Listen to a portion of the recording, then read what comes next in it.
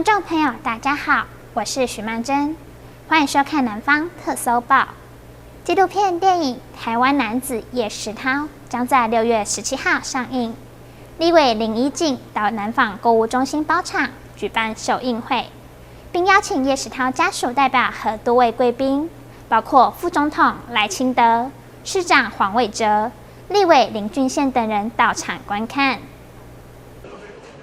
台湾男子叶石涛台南场首映会11日晚间于南纺购物中心的电影院登场。首映当晚，现场来了许多热爱台湾文学的贵宾到场，甚至连副总统赖清德也由市长黄伟哲、立委林怡景以及许多地方民代的陪同之下，共同出席电影首映。刚走进来的时候，非常多的年轻人他们以为我要来看 Top Gun 2，其实错了你看。我们是来看叶石涛的纪录片，这个真的是非常值得看的一部电影我也希望更多的年轻人能够走到戏院里面来，能够都来看这部电影。那这部电影的头衔的那个名字，大家可以看得出来就是台湾男子叶石涛他这个是真真实实的一个人。这个 Top Gun 2那个是虚传的，差别其实很大。一个是美国好莱坞英雄，那叶石涛先生是活生生的我们台湾男子，也是我们文学大师叶石涛在台湾文学界的重要地位。那叶石涛其实我想伊是出世伫咱这台南人古早日本时代叫做北京町这样是民生路一带。我想伊有真侪作品。包括散文、小说、评论，拢有足悬的文学成就。特别是我想伊的台湾文学史纲，这是真真正正第一部台湾的这个文学史。所以我想今仔日咱许导演跟这个林俊杰监制来特别来拍一部电影我想毋茫咱身为台湾人，身为台南人，爱特别来看这部电影。市长黄伟哲表示。很荣幸有这机会能与赖副总统一起参加台湾男子叶石涛电影的台南首映会，非常高兴能够让我有这个机会站在这里共同跟我们赖副总统一起来缅怀，也来看一看我们台湾男子叶石涛他对台南对台湾的影响。当然，我想叶老留下来很多的。著作等身，留下了很多的金句，留下了很多脍炙人口的一个这个小说。但是怎么样让叶老的这个文学能够更彰显？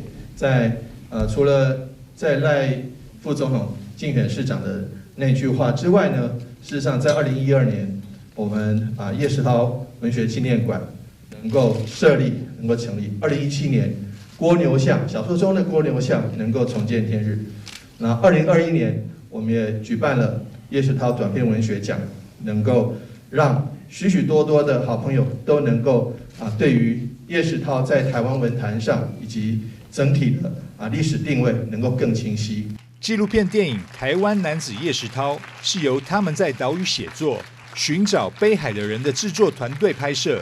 电影记录了叶石涛的生命以及写作生涯，也记录了同时代台湾作家的共同命运，凸显他们的文学成就。该电影也将于17日正式登上大荧幕。副总统赖清德、台南市长黄伟哲、立委林怡景鼓励大家踊跃买票进场观赏。记者张硕维台南报道。在高雄盐埕的香梦里，有一间神秘的甜品店。卖的是独特的港式石糖水，加入多种食材熬煮，一口喝下，口感丰富，让人仿佛来到香港九龙。黑色的芝麻糊与白色的杏仁糊，店长一手拿着一个，在专注的表情下，以温柔的手法缓缓注入碗里，形成一个黑白的太极图，象征着两种口感与香味的完美交汇。这是这间港式石糖水最热门的招牌甜品。芝麻跟杏仁都是会跟等比例的糯米去慢火熬煮，糯米的香气它会带出芝麻香跟杏仁香。那杏仁的部分会去强调它跟台湾的杏仁茶有别于台湾杏仁茶，因为它是浓稠的，那喝起来也不会，吃起来也不会那么的就是腻口，但是它的香气也没有像台湾的那么的刺鼻，就是这样子。而随着季节转换，他们也推出最适合夏天的经典甜品杨枝甘露，名字由来是观世音菩萨手中解救旱灾的甘露瓶。使用当季的水果，结合西米露，爽口又清凉，真的能在炎炎夏日救苦救难。用的就是金黄，台湾的金黄跟爱文芒果。那爱文它的果肉比较软，它就是我们直接把它打成泥。那金黄是切成块，然后会再加入我们的西米露跟最后点缀的葡萄柚。那你会吃到2种芒果的香气跟酸甜味，然后西米露的嚼劲，还有那个葡萄柚它本身的酸甜。浓郁丝滑的港式食堂水由来自九龙的香港人所开，这间盐城分店则是由他的弟子之一负责。两人因为学习咏春拳而结缘，同样热爱香港文化，店长也仔细地向我们介绍食堂水的由来。它起源于就是在岭南地区，然后就是它活络在广东、广西一带，然后甚至到香港、澳门。那它会在里面加了不同的食材一起去做熬煮，然后慢火煮至浓稠。那因为会有加食材在里面，所以你会吃得到那些料，所以我们都会说是食堂水，是吃而不是用喝。墙上挂着白底红字的菜单，脚下则是踩着原汁原味的茶餐厅地砖，加上各种摆饰与海报，整个环境让人仿佛走进香港的巷弄里，吃下一口异国的风味。记者邱玉婷、陈柏宏，高雄采访报道。中嘉宽屏媒体识读宣导团队前往台南市南区新昌里，与民众分享如何辨别真假消息。课程中引用许多真实案例，让民众更能轻松学习。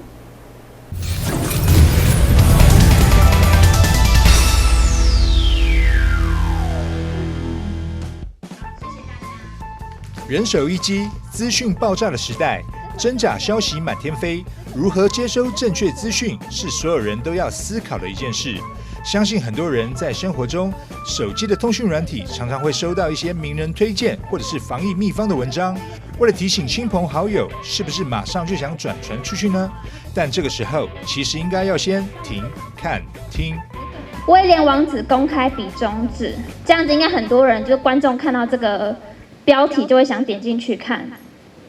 可是这时候呢，我们再转个方向，来看这，刚刚是比中指哦，转过来了，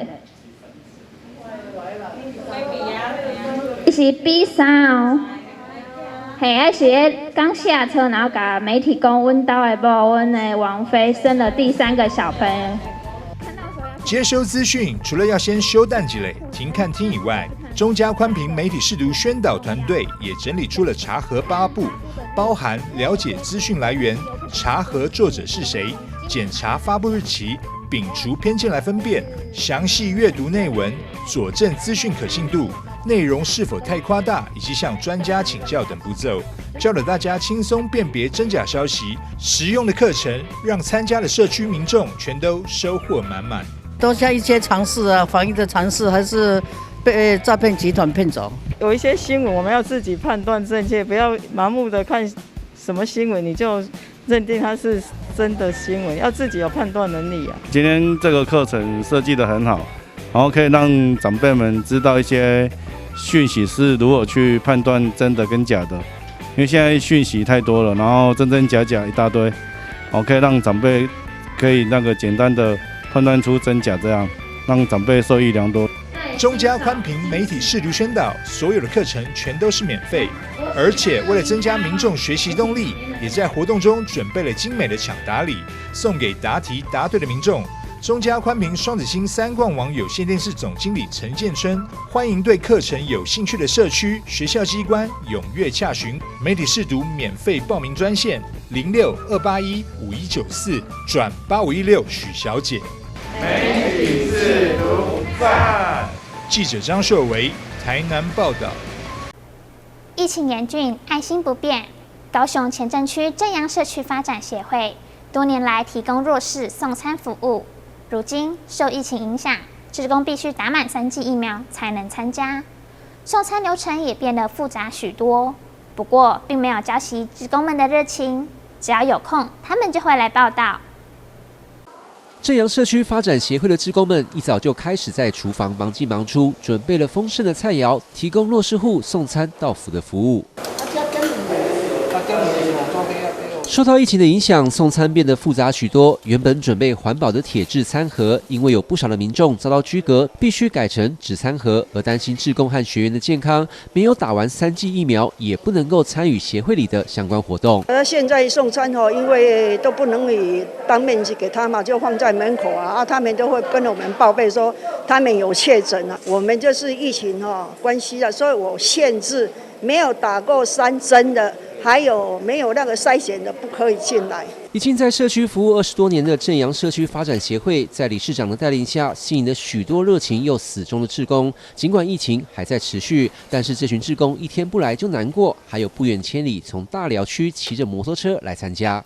我骑机车来。嘿，倒位？大寮。骑偌久？骑40分。就远啊！不会找一个大寮较近的所在哦。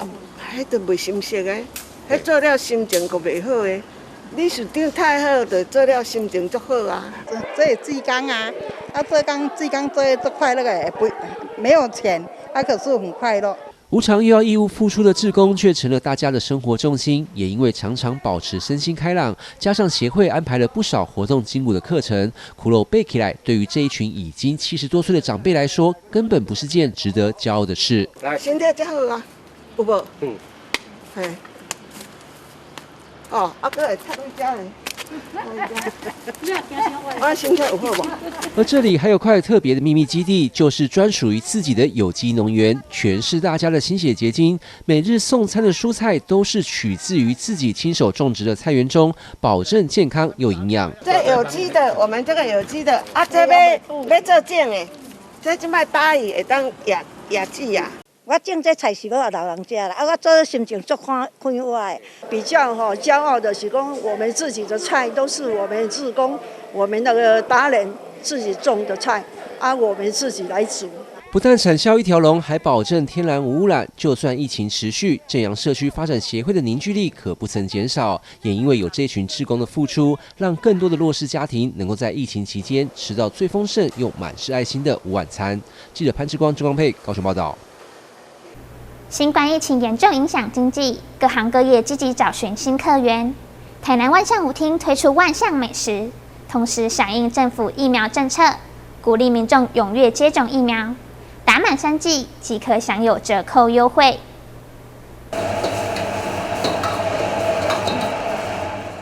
大火翻炒，香气四溢，中婆塞的好功夫，从这就能看出来。不过，这里并不是哪一间餐厅的厨房，而是在台南万象大舞厅里。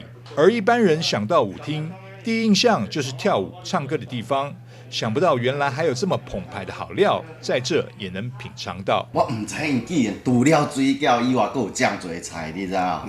太厉害了！绝对哦，亚经的绝对酱亚先我无给好啦。本来你是要吃万象水饺是？我本来是来吃水饺的。然后看一下他们菜单，发现他菜单真的很多菜，说不常一次都把他叫上来好了。开幕那么多年了，我1年最少来100次啊，从来也没看过有这个菜，我也不知道有这种菜，今天才知道了。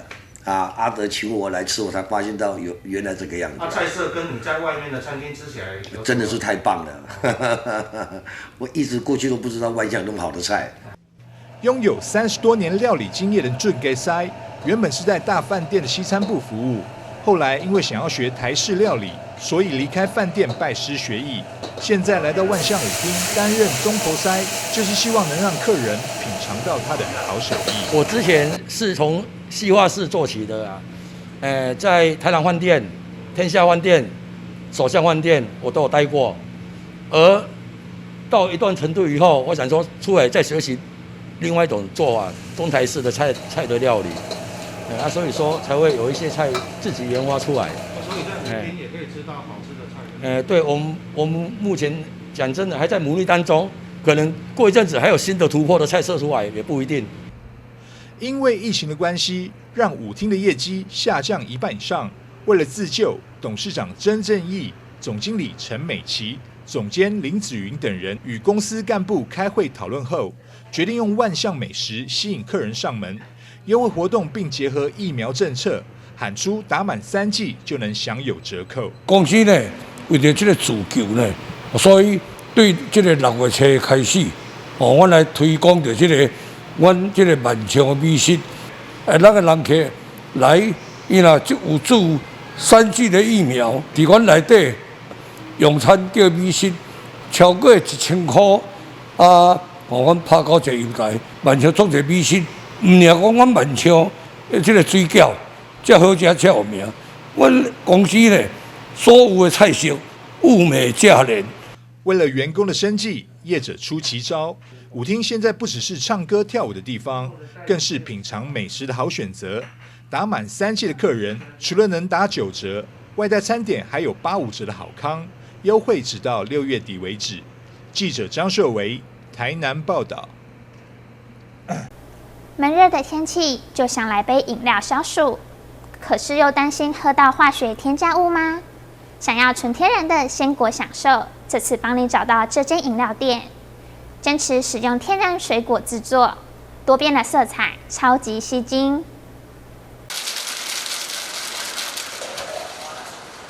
就有在喝手摇，那就是这一间比较干净，而且卫生，几乎每天都会来。这间坚持天然鲜果汁与台湾好茶结合的饮料店，不是知名品牌，却累积了一批始终顾客。其中最吸引人的就是这杯有独特色彩的创意饮品，从鲜艳的紫色与些微的层次感，就能感受独特的风味。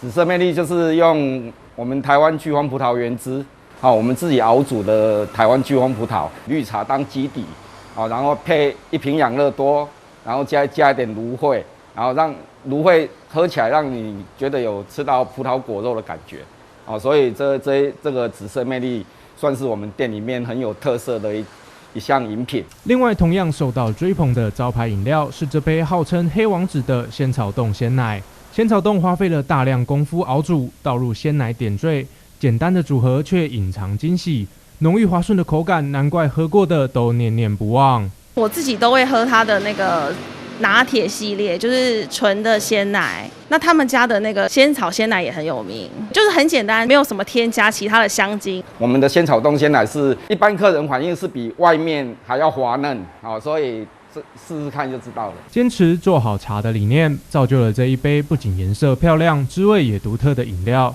让人在炎炎夏日能够安心享受天然又解渴的手摇饮。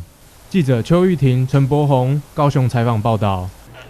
由中嘉宽屏港都庆联在2022年举办的快乐媒体学习营系列活动，于6月12日圆满结束。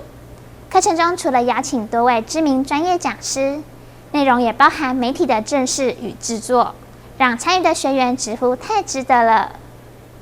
尽管假日下着大雨，来自不同地区近20位学员依旧热情不减来参加媒体学习营的课程。课堂上老中青3代亲应共学，透过各个领域的专业讲师认识媒体的同时，也学习影片制作的步骤。当它越来越多的时候，我们大概也要知道说，这些里面真的是都可以帮助我们。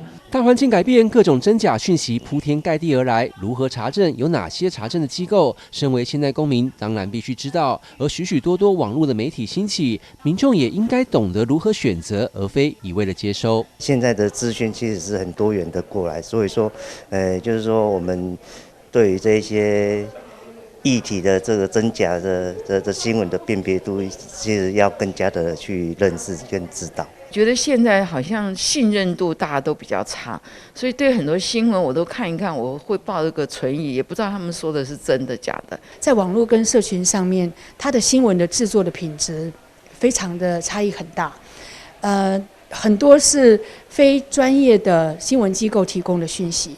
那么学生们呢，年轻人尤其是他们看新闻抱着也不是非常严肃的一个态度，觉得有时候甚至枯手的新闻就是他们得到新闻讯息的唯一的来源。那这个当中呢，就是我们看到了在很多公共议题啊或者国际大事上面，学生们得到的这个内容本身就不够深入或者是完整。而在学员最感兴趣的影片制作方面，也分成2天，有讲师一步一步带着学员操作。因为课程安排的相当充实，又是免费的公益性推广，让不少学员透过口耳相传，抢着来参加。那我们志工里面有一个，他有前2期，就是第1期的课的时候，他有来上过，他就推荐我，他说这个课不错，你一定要报名。自己先学，然后就去带着像我们这个年龄的层次的人，让他们也要跟上时代，也要学习操作。由中嘉宽屏港都庆联举办的2022年快乐媒体学习营，一共3个梯次，在6月12号圆满结束。参与的学员们都肯定课程举办的用心程度，而中嘉宽屏港都庆联同时也期盼能够和各个单位协力，共同推广媒体识读的能力。庆联港都每一次都给我们很多的帮助，让举办这样的活动，让市府跟整个社会能够更多的人去了解到这个媒体识读的重要性。接下来还会有小小主播夏令营的举办，对相关活动感兴趣的民众，可千万要随时注意官网和官方粉丝团的讯息发布，如果错过就只能再等1年了。记者郑光佩高雄报道。左营区富民路上有一间文青小面馆，贩卖重口味的道地东北面食，由来自哈尔滨的丈夫掌勺，台湾妻子负责柜台。异国婚姻把远在哈尔滨的好味道带来台湾。来到这间店，想尝试重口味的东北面时，首先必点的就是麻辣鸡丝拌面。面条简单汆烫后，加入自制的香麻辣油提味，接着放上大量的鸡丝与黄瓜丝，组成这碗色泽诱人又香气十足、让人口水直流的美食。我们主厨有特制的那个辣油，因为它很香。然后呢，我们的面搭上我们的面比较 Q。然后鸡丝呢，我们的那个鸡丝的料理也是跟别人家比较不一样。我们鸡丝的料理有掺杂大概6、7种调味料在里面，所以它的一些就是吃起来啦，口感是跟别家不一样的，味道也会不一样。整碗拌面从身为主角的鸡丝，到作为灵魂点缀的辣油，在炎热的夏天都无比开胃。看看这位顾客满头大汗，也要下块大吃，就知道这碗面的厉害之处。我自己是蛮喜欢吃辣的，所以我觉得它的辣是那种比较带点香气的那种辣。然后再就是说，它的面条本身就是实在蛮有弹性的。然后就是其实我觉得它蛮适合夏天吃，就是虽然它辣，但是吃起来是那种很解热的那种辣，然后吃起来蛮爽口的感觉。然后配上一些小黄瓜丝，我觉得就蛮有一点画龙点睛的效果。而店里另一样代表经典东北美食的，则是浑圆饱满的狮子头，加入多种材料制作的丰富口感，吃起来与台式版本略有不同。但无论是配面或者配饭，都是超有存在感的第一主角。像那个南丰的狮子头，它可能就偏比较弹性一点点，较 Q 啊呢。然后但是呢，我们的狮子头比较绵密因为它那个我们没有，就是我们加的一些料理呢也有豆腐也有什么的哈，它会口感上比较绵密一些。对，我们狮子头也很有名，因为它是纯大陆口味。文青风的用餐环境，却有着超冲突的豪迈东北料理。分别来自中国东北与台湾屏东的夫妻，用道地的口味与周到的服务，持续传递这份美味。记者邱玉婷、陈柏宏，高雄采访报道。感谢您的收看，我是许曼珍，祝你有个愉快的周末，我们再会。